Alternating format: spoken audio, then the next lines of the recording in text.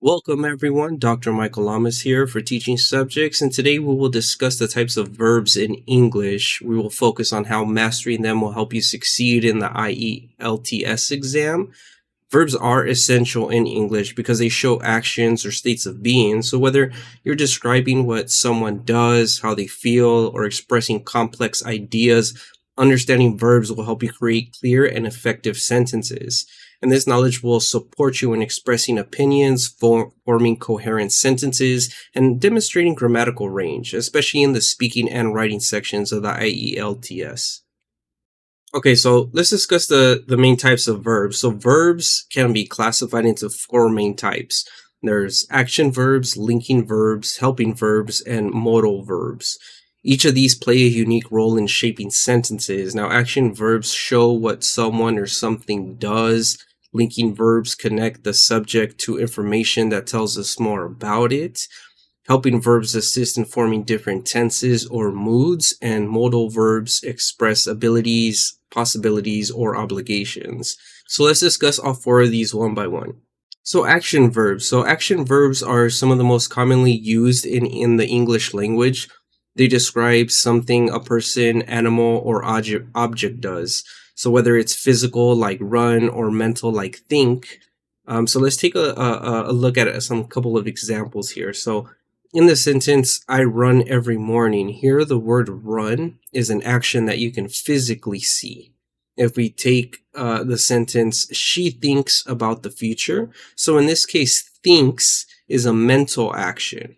And in the IELTS exam, especially when describing processes in writing tasks or giving examples in speaking, action verbs are incredibly useful as they bring your sentences to life by showcasing movement and activity. Okay, so now let's discuss linking verbs. So now linking verbs are different. They don't show action, but instead connect the subject with more information to describe a state or condition of the subject. Some common linking verbs include the words be, the words seem, and the become. So let's go through 3 examples. So the first example, she is happy. Here is links the subject she to the description happy. In the sentence, he seems tired. In this sentence, seems tells us about the subject's state.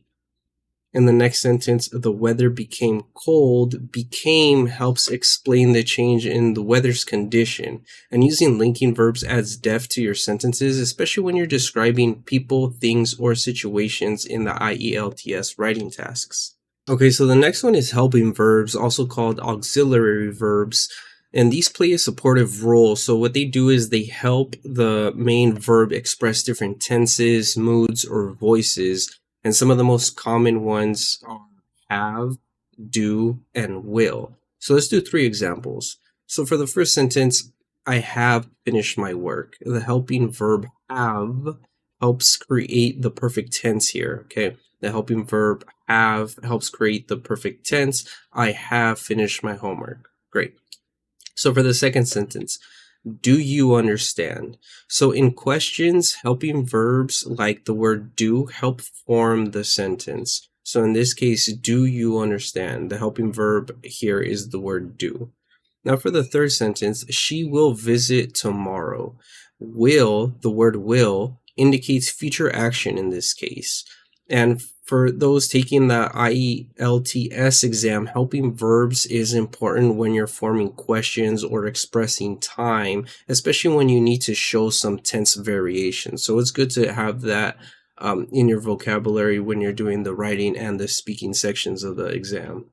Okay, so now let's get into modal verbs. So these modal verbs are all about expressing possibility, ability, permission, or obligation. And examples include the words can, should, and must. So let's break these down and discuss them one by one. So when we talk about possibility, we are referring to something that could happen, but we are not certain.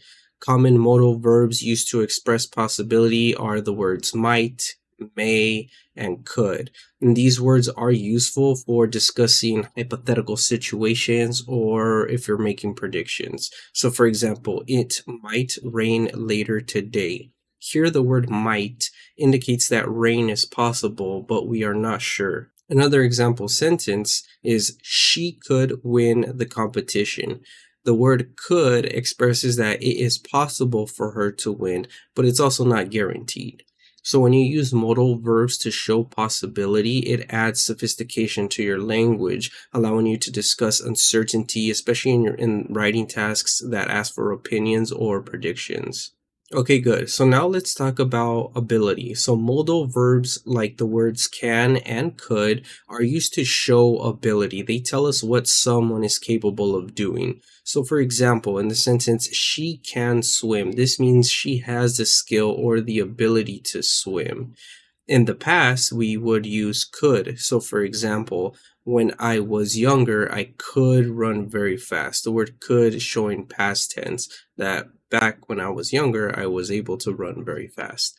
And in the IELTS exam, especially in the speaking section, you may need to describe your abilities or the abilities of others. And using can and could correctly demonstrates grammatical accuracy and helps convey information clearly.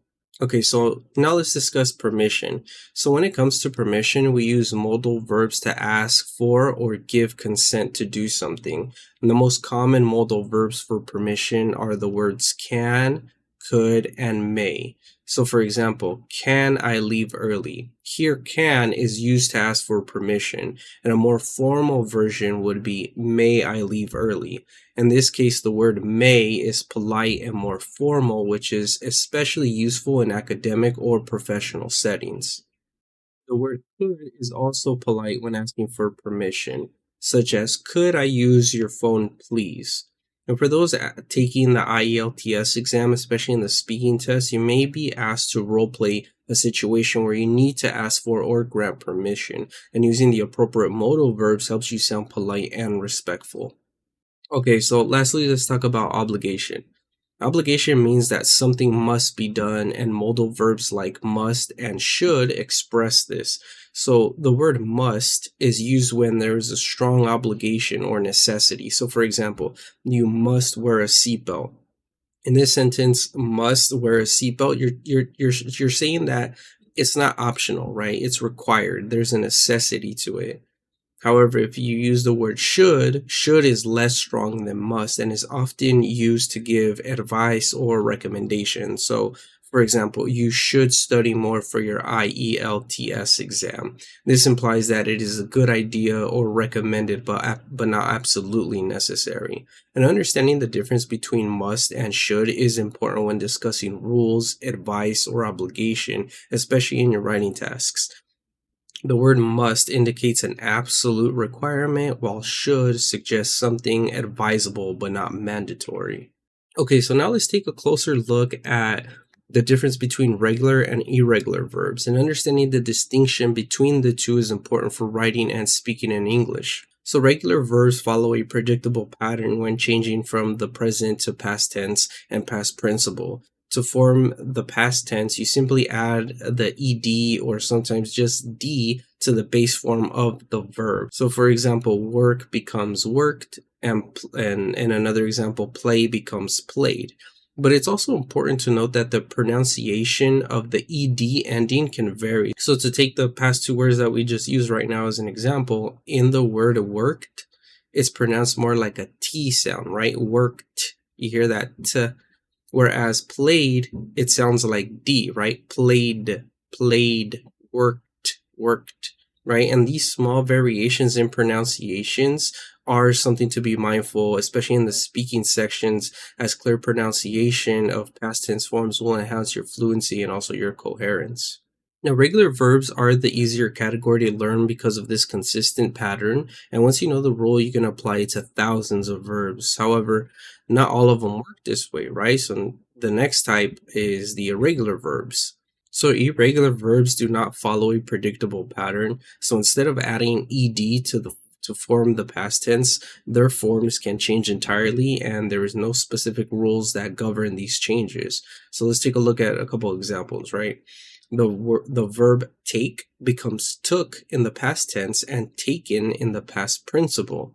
The verb go becomes went in the past tense and then gone in the past participle. So as you can tell, the base form of the verb changes completely. There are many irregular verbs in English, and they are often among the most common verbs that we use, which means you're going to encounter them frequently. So mastering these irregular forms is important for demonstrating a strong command of verbal tenses, especially in the IELTS exam.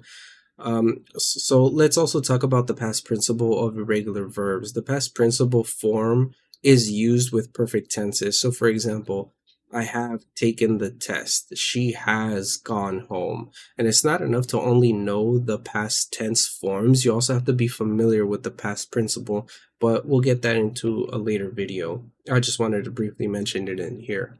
Okay, so now let's move on to the distinction between transitive and intransitive verbs. And this is an important concept that will help you form grammatically correct and clear sentences. Now, transitive verbs are verbs that require a direct object to complete their meaning. So in simpler terms, they need something or someone to receive the action of the verb. And without a direct object, the sentence may feel incomplete or confusing. So as an example, if I would say I bought a car, I bought a car. In this sentence, bought is the transitive verb because it needs a direct object, which is the car. And without the object, the sentence wouldn't make sense. For example, if you just said I bought, the listener or the reader would be left wondering, what did you buy? So for those taking the IELTS exam, in the writing task, you may be asked to describe actions in detail. So for example, in a task 1 essay, you might say the company built a new factory in 2024. In this sentence, built is the transitive verb and factory is the direct object that receives the action. And you can see that the verb alone doesn't complete the sentence. It's the addition of the object that makes it meaningful. In the IELTS Task 2 essays, where you are asked to give opinions or describe actions, transitive verbs will often help you provide clear and detailed responses. Okay, great. So now let's talk about intransitive verbs. So intransitive verbs, unlike transitive verbs, do not require a direct object. These verbs express actions that can stand alone without needing to specify who or what is receiving the action. Okay, so for example, he laughed. In this sentence, laughed is an intransitive verb. It's a complete idea on its own, and there's no need for a direct object to clarify the action.